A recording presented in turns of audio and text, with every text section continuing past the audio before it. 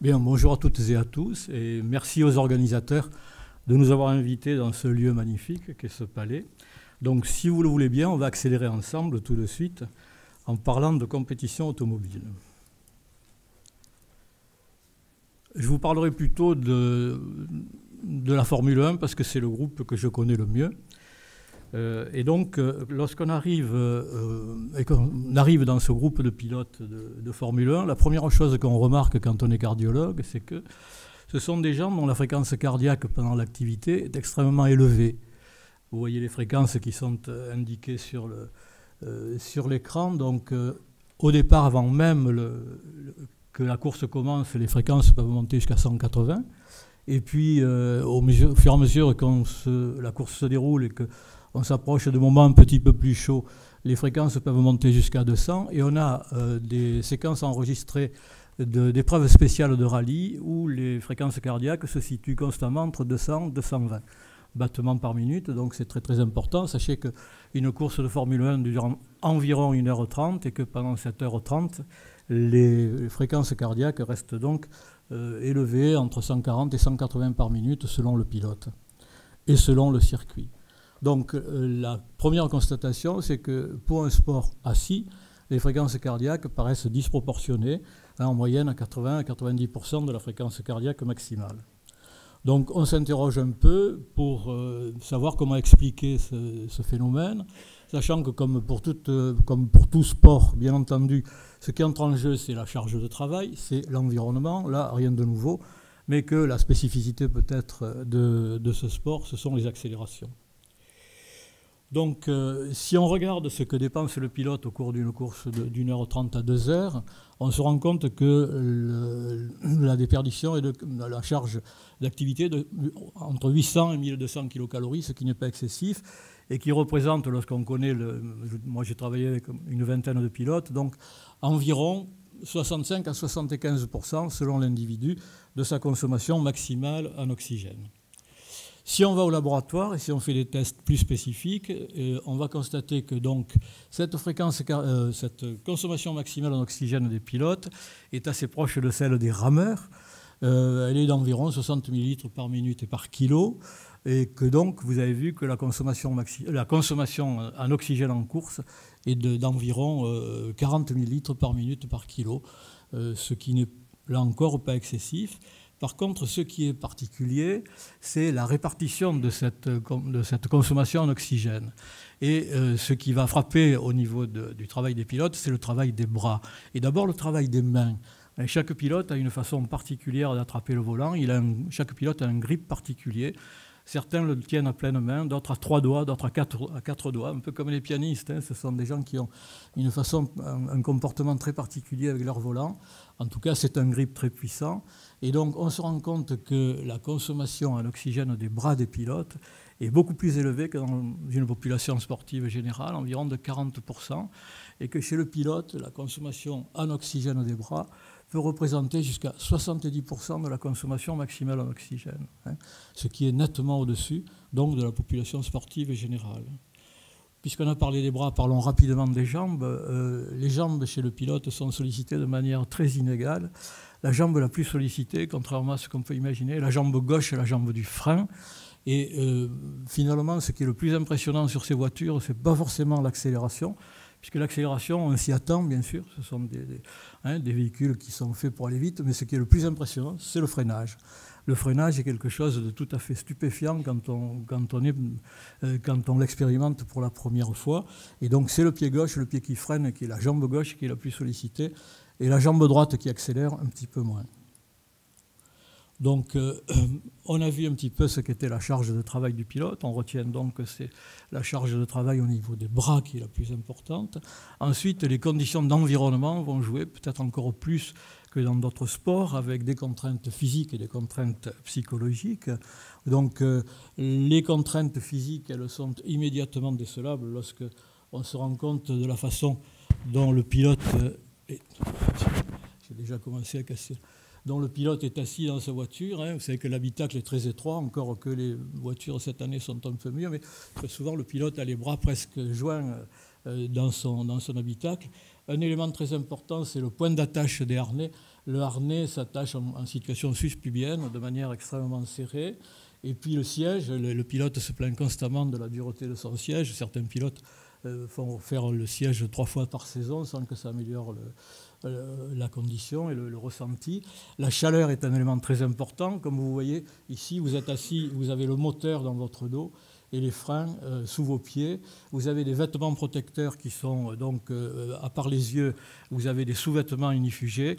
Et la combinaison est elle aussi inifugée, ce qui fait que en plus, il n'y a pas de ventilation dans l'habitacle ou en véhicule fermé comme les voitures du Mans. Donc la température au niveau du pilote, même en voiture ouverte, est de 15% au-dessus de la température extérieure, et de 15 degrés au-dessus de la température extérieure et jusqu'à 20 degrés pour les pilotes en voiture fermée. Alors sur les voitures de rallye, il y a une ventilation, mais ils ne l'utilisent pas parce que ça consomme du carburant. Ensuite, autre problème, c'est l'hygrométrie. Autre problème, les vibrations. C'est que ce sont comme des jouets mécaniques. Et les Formule 1, le plus petit caillou est ressenti dans le dos. C'est quelque chose qui est très important. Et les pneus se dégradent très vite et sont encore des transmetteurs. Le bruit, 120 décibels, c'est le bruit d'un avion au décollage. Et les contraintes visuelles, on voit très mal dans l'habitacle, surtout avec le dispositif actuel anti-projection. Donc ce qu'on retient de ces contraintes physiques, c'est d'abord le risque majeur de déshydratation, environ 1,5 litre à 2 litres de perte d'eau par course, avec des difficultés pour compenser dans la voiture et des fortes perturbations circulatoires qui sont liées à ce verrouillage suspubien par le harnais. Contraintes psychologiques, elles sont évidentes, le danger, la compétition, c'est un championnat du monde, la médiatisation, vous avez toujours un journaliste dans vos pattes, 400 journalistes suivent ça, pour de jeunes hommes, c'est un petit peu difficile. L'axe adrénergique est donc fortement sollicité, augmentation de la fréquence cardiaque, de la glycogénolyse et des lactates, et donc on voit bien que les fréquences cardiaques ne sont pas liées qu'à la seule dépense énergétique. Si on analyse les catécholamines, donc adrénaline et noradrénaline urinaire, vous voyez ici le niveau au repos nocturne autour de 30 nanogrammes. Vous voyez que par test cycloergométrique, on multiplie par 4 et par conduite de course, on multiplie par 8. L'élimination. Au niveau des lactates, c'est un peu moins évident. Vous voyez qu'ici, l'élévation des lactates après l'effort de conduite est moins élevée que ce qu'on pourrait s'attendre, peut-être parce que donc, la glycolyse est essentiellement assurée par les catécholamines. Donc la sollicitation du système nerveux autonome modifie légèrement l'électrocardiogramme, mais très légèrement, en augmentant un petit peu l'amplitude de P, en modifiant les intervalles PR et QT, surtout un petit allongement de QT corrigé, un petit élargissement du QRS et bien sûr une hyperexcitabilité auriculaire, éventuellement ventriculaire. Donc troisième élément qui influence la fréquence cardiaque et l'activité cardiaque du pilote, et plus spécifique de l'effort de conduite, ce sont les accélérations. Vous voyez, antéro-postérieure, donc latérale, verticale et les impacts. Donc pour vous donner une idée, on va de 0 à 100 km à l'heure en 2 secondes à 2 secondes et demie, mais voilà, le freinage est plus impressionnant. De 300 à 100 km à l'heure en 4 secondes et 70 mètres, où on peut s'arrêter à 200 km à l'heure en 2 secondes sur 65 mètres, ce qui est quand même impressionnant. Vous voyez ici donc des exemples de freinage, d'accélération latérale et un petit crash. Alors quels sont les effets de l'accélération? Eh bien, au niveau de l'électrocardiogramme, on fait varier le PR, donc on allonge le PR, ça c'est sûr, on élargit le QRS de manière relative, et on peut avoir des troubles conductifs qu'on a évalués de manière expérimentale chez un rat, auquel qui a été soumis à des accélérations de 4G pendant 3 minutes. Donc vous voyez ici le tracé avant exposition, ici le Moyen-Âge du complexe. Eh bien vous voyez qu'au fur et à mesure que le rat est soumis à cette accélération, il passe en bloc auriculo-ventriculaire complet, avant de revenir à un complexe presque normal, moyenné, avec simplement un allongement du PR et donc une modification légère du QRS, mais il y a eu un passage en bloc auriculo-ventriculaire complet. Donc il y a une possibilité de troubles conductifs mineurs, mais c'est surtout la variation de l'accélération, la vitesse instantanée de variation qui est importante. Il faut avoir une variation supérieure à 1 G par seconde pour qu'il y ait un trouble clinique. C'est très important. Si vous êtes dans le TGV ou vous êtes à 300 à l'heure, vous n'avez pas de trouble clinique parce que la variation est inférieure à 1 G par seconde. Et là, tel qu'on est positionné, on tourne à 630 km/s sur la Terre, mais toute la galaxie va à la même vitesse, donc on n'a aucun ressenti. Vous voyez ? Ce qui peut se passer, c'est qu'on va avoir donc une réduction du flux sanguin cérébral par le biais donc de ces accélérations, et on va avoir donc un risque d'hypoxie qui peut être majoré par un phénomène d'apnée. C'est un peu surprenant de parler d'apnée, mais vous allez voir pourquoi. Donc, que peut-il se passer chez les pilotes? Peut entraîner, on peut avoir des lipothymies, donc cause multiple, on l'a vu, hypoxie cérébrale. Discrète hypertension intracrânienne, probablement pas, mais bon, on citera peut-être que notre collègue qui va parler de sport aérien nous en parlera plus précisément. Chez un sujet non entraîné, oui, on peut syncoper en voiture par le biais de l'accélération. Des troubles visuels liés à cette hypoxie cérébrale et une diminution temporaire de l'irrigation rétinienne. On peut avoir dans un premier temps un voile gris qui est en relation avec une diminution du champ visuel périphérique, un voile noir qui est une diminution du champ visuel central.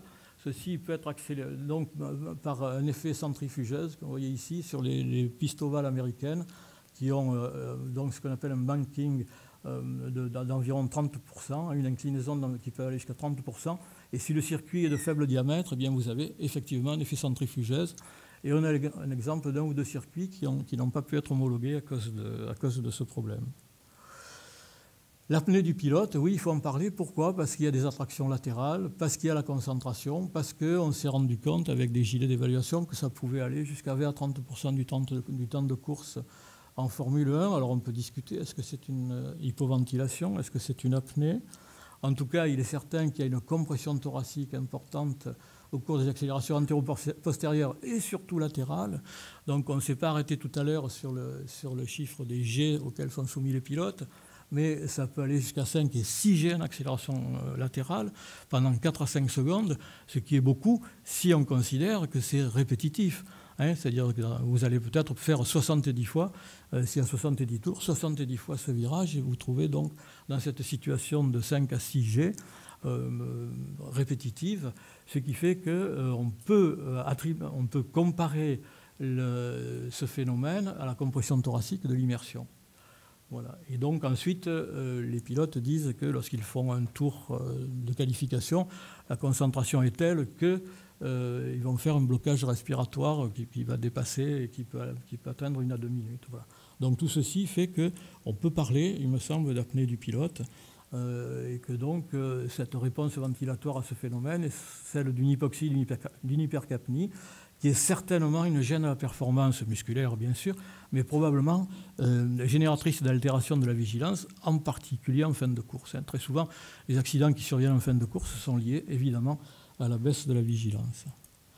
Un dernier problème spécifique à ce sport, c'est le problème du poids de la tête et du casque. La tête et le casque font en moyenne 8 kg chez un pilote, et avec l'accélération, donc, on se rend vite compte qu'à 3G, on est à 24 kg, et à 5G, l'ensemble tête et casque représente environ 40 kg. Donc vous imaginez le problème que ça représente pour le pilote en compétition. Je vous parle des nouveautés 2018 en Formule 1, il y en a quelques-unes. Des gants biométriques, ce sont des gants qui enregistrent la fréquence cardiaque et l'oxymétrie, qui ne la transmettent pas, mais qui la donnent en instantané en cas d'accident pour l'équipe de secours qui arrive sur la voiture accidentée.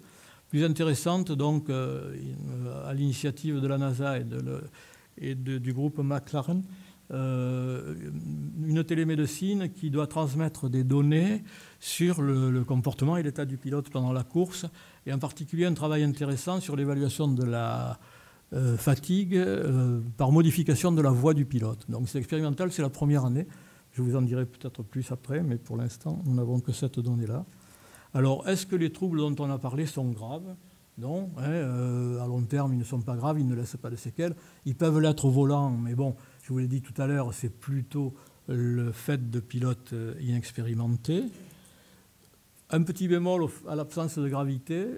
Est-ce que des troubles conductifs sont possibles à long terme? Donc, je n'ai pas d'éléments plus précis, mais dans mes observations personnelles, parce qu'au-delà des pilotes en compétition, j'en ai suivi plusieurs après leur carrière, et 3 d'entre eux ont dû bénéficier de l'implantation d'un stimulateur cardiaque en raison de troubles conductifs. Donc est-ce que la répétition des sollicitations par accélération sur le tissu de conduction a pu être un facteur favorisant?